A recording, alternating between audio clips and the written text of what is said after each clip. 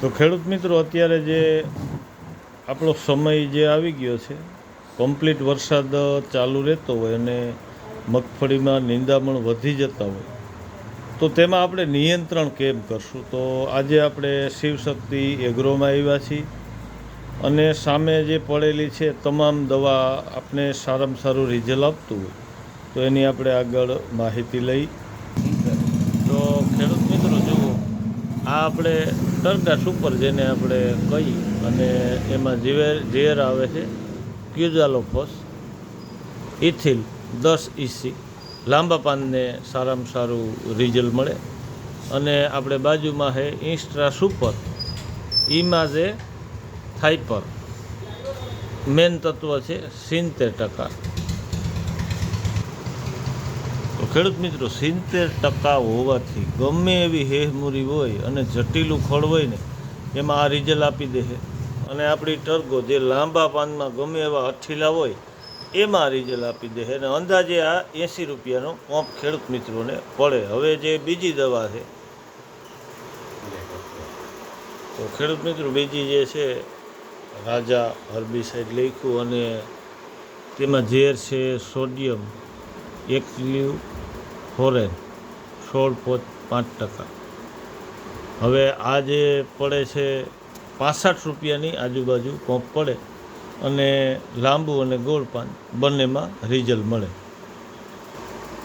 ખેડૂત મિત્રો, હવે જે છે એ ગોટ્સ સૂપ અને એમાં જુઓ ઝેર છે ક્યુઝાલોફોસ ઇથિલિન 7.5% અને ઈમે ઝેથાર પર 15% EC. અને આ આપને પડે છે 90 રૂપિયા આજુબાજુ પંપ પડી જાય અને લાંબુ પાન અને ગોળ પાન બંનેમાં રિઝલ્ટ મળશે. અને હવે આવશે આપણી સાકેટ.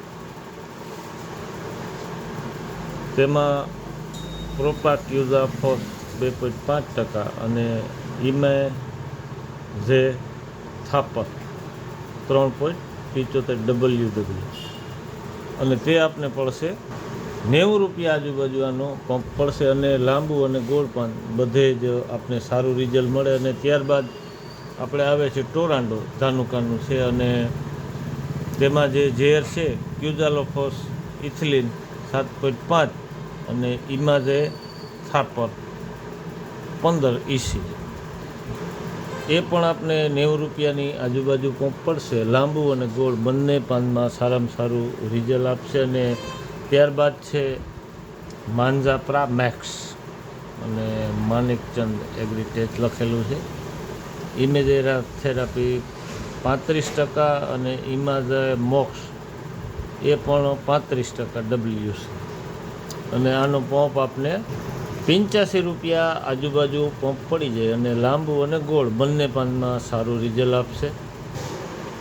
તો ખેડૂત મિત્રો, આઈરિસ છે જેમાં સોડિયમ એક્યુલિન 16.5% અને ક્લોડિના ફોર પ્રોપેરી 8%. 65 રૂપિયા આજુબાજુ એનો પંપ પડી જાય અને એ પણ તમામ લાંબુ અને ગોળ પાન બધે સારું રિઝલ્ટ આપશે. અને હવે આવે છે આપણે સુરા અને તેમાં જે ઝેર છે તો સોડિયમ એક્યુલિન 16.5% અને ક્લોડિના ફોર પ્રોપર્ટી 8%. અને એનો પંપ આપને 60 રૂપિયા આજુબાજુ પંપ પડી જાય.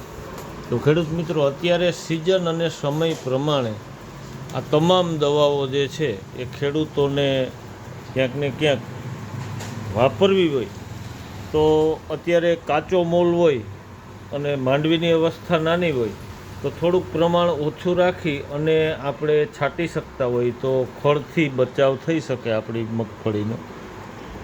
તો ખેડૂત મિત્રો જરૂર અપનાવવું. જય હિન્દ, જય કિસાન.